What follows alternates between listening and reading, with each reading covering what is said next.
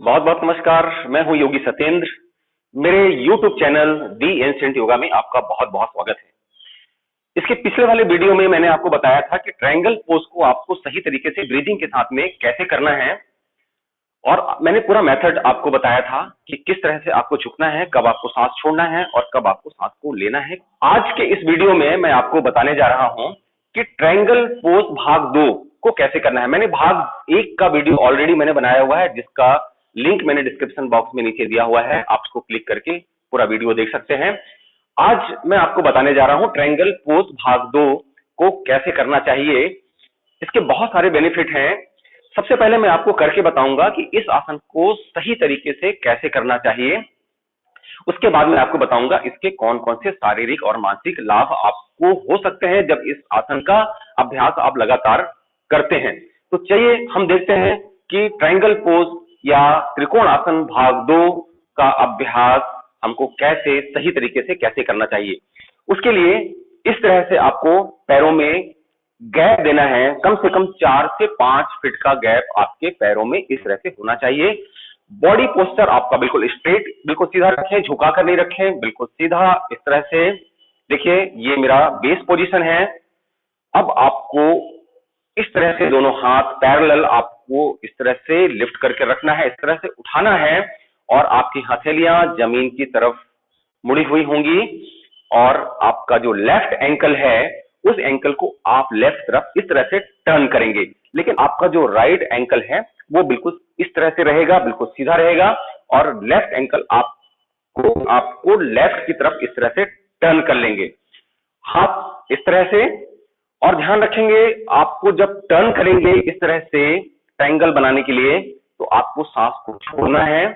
और जब आप होल्ड करेंगे, आप आसन करते समय जब आप होल्ड करते हैं तो आप या तो नॉर्मल ब्रीदिंग ले सकते हैं, या थोड़ा सा आप अपने सांस को रोककर भी रख सकते हैं, ये आपके ऊपर है। तो चलिए देखते हैं कि इसको कैसे करना चाहिए। ट्रायंगल पोज या त्रिकोण आसन भाग 2 का अभ्यास हमको सही तरीके से कैसे करना चाहिए। जब इसका अभ्यास आप सही तरीके से करेंगे, ब्रीदिंग के साथ करेंगे, तो इससे मिलने वाला बेनिफिट आपको बहुत ज्यादा होगा। चलिए देखते हैं इस आसन को कैसे करना है। इस तरह से आप थोड़ा सा अपने घुटने को, ये लेफ्ट घुटने को इस तरह से मोड़ेंगे, ये, और इस तरह से आप लेफ्ट साइड में अपनी बॉडी को पूरा टर्न करेंगे ऐसे।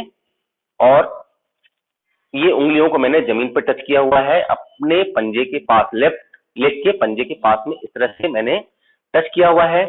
और अपने सिर को, अपनी गर्दन को टर्न करते हुए मैंने ये यहां पर देखने का अभ्यास कर रहा हूं, अपने राइट हथेली को देखने का अभ्यास। मेरे इस तरह से घुटने थोड़े से मुड़े हुए रहने चाहिए। ये घुटने को देखिए थोड़ा सा मुड़ा हुआ है। मेरा जो हाथ है, ये उंगलियां हैं, ये मेरे लेफ्ट पंजे के पास में जमीन पर टच किया हुआ है। इस तरह से थोड़ा सा होल्ड करेंगे, कम से कम 5 सेकंड से लेकर 10 सेकंड तक होल्ड करेंगे। उसके बाद सांस लेते हुए आप वापस आएंगे। इसी तरह से फिर आप करेंगे। ये देखिए थोड़ा सा मैंने मोड़ा इसको, और इस तरह से जमीन पे मैंने टच किया अपने उंगलियों को। 1 2 3 4 5, वापस 3, सांस को छोड़ते हुए मैं टर्न लिया मैंने, 5 सेकंड तक रुकना है आपको, और फिर सांस को लेते हुए वापस, फिर 4,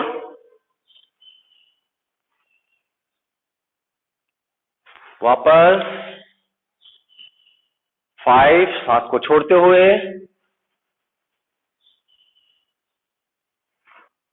वापस, सांस को लेते हुए। अब हमको राइट साइड से करना है, तो सबसे पहले जो लेफ्ट लेग का जो आपका एंकल है उसको आप इस तरह से बराबर करिए, और राइट एंकल को आप राइट तरफ इस तरह से टर्न करिए। ठीक है, और ये आपका बेस पोजीशन है इस आसन को करने के लिए। अब आप राइट साइड से करेंगे 5 टाइम्स। इस तरह से पहले घुटने को इस तरह से थोड़ा सा मोड़ लेंगे, और इस तरह से सांस को छोड़ते हुए इस तरह से टर्न करेंगे। ये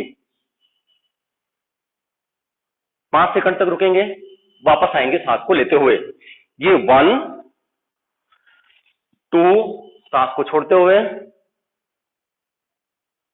वापस सांस को लेते हुए, 3 सांस को छोड़ते हुए, 5 सेकंड तक होल्ड करें, रुकें, वापस सांस को लेते हुए, 4 सांस को छोड़ते हुए, 5 सेकंड तक होल्ड करेंगे, वापस सांस को लेते हुए, 5 सांस को छोड़ते हुए,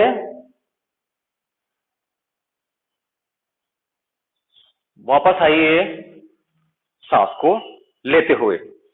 तो आपको करना है 5 टाइम्स लेफ्ट साइड से और 5 टाइम्स आपको राइट साइड से ब्रीदिंग के साथ। इस तरह से जब आप लगातार प्रैक्टिस करते हैं तो आपको बहुत सारा बेनिफिट होता है। अब आइए चलते हैं, प्रिकॉशंस लेना है उनको जिनको ब्लड प्रेशर की प्रॉब्लम है, गर्दन में बहुत ज्यादा दर्द है और अगर चक्कर आने की प्रॉब्लम है तो आपको अपनी गर्दन को आपको ऊपर नहीं उठाना है, जैसे मैं आपको करके बताता हूं। समझ लीजिए आप लेफ्ट तरफ से कर रहे हैं, आप इस तरह से गए, इस तरह से नहीं करना है आपको। अगर आपको ब्लड प्रेशर की प्रॉब्लम है, सिर में चक्कर आने की प्रॉब्लम है, अगर आपके गर्दन में बहुत तेज दर्द है तो आपको इस तरह से कर सकते हैं या आप इस तरह से जमीन की तरफ भी अपने गर्दन को मोड़कर अपने सिर को रख सकते हैं, इस तरह से।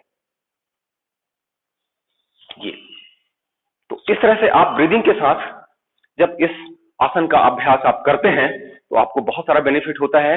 आपको अगर बहुत सारी एसिडिटी की प्रॉब्लम है, आपको डाइजेस्टिव प्रॉब्लम है, आपका खाना नहीं पचता है, आपके पेट में बहुत ज्यादा गैस होती है और आपको एसिडिटी की बहुत ज्यादा प्रॉब्लम है, तो इस आसन का अभ्यास आज से ही स्टार्ट कर दीजिए। अगर आपके कमर में बहुत तेज दर्द होता है, अगर आपको साइटिका है, आपको अगर पैरों में दर्द होता है साइटिका की वजह से, कमर में दर्द होता है या लेफ्ट लेग में दर्द होता है या राइट में दर्द होता है, तो आप इसका अभ्यास शुरू कर दीजिए।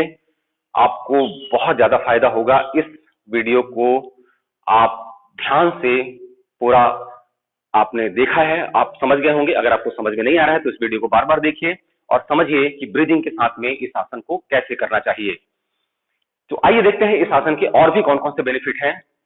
Thank you so much. अगर आपने इस वीडियो को अभी तक सब्सक्राइब नहीं किया है तो इस चैनल को सब्सक्राइब कर लें और बेल आइकन को प्रेस कर दें ताकि आने वाले मेरे वीडियोस की नोटिफिकेशन आपको मिल जाए। हेल्थ से रिलेटेड मैं बहुत सारे वीडियोस आपके लिए लेकर आ रहा हूं। तो बहुत बहुत नमस्कार, थैंक यू। इस आसन के नियमित अभ्यास से पाचन प्रणाली ठीक होती है। साथ ही इस आसन को लगातार करने से गर्दन, पीठ, कमर एवं पैर के स्नायु तंत्र मजबूत बनते हैं। पुराने से पुराने कब्ज, कॉन्स्टिपेशन को दूर करता है इस आसन के नियमित अभ्यास को करने से। उदर या पेट संबंधी विकार ठीक करता है, वायु विकार का शमन करता है, मोटापे को कम करता है। कमर पतली कर पेड़ू या पीठ का निचला हिस्सा में जमी चर्बी को कम करता है। इस अभ्यास को करने से एसिडिटी को जड़ से ठीक किया जा सकता है, जड़ से खत्म किया जा सकता है। मेरुदंड को लचीला बनाता है।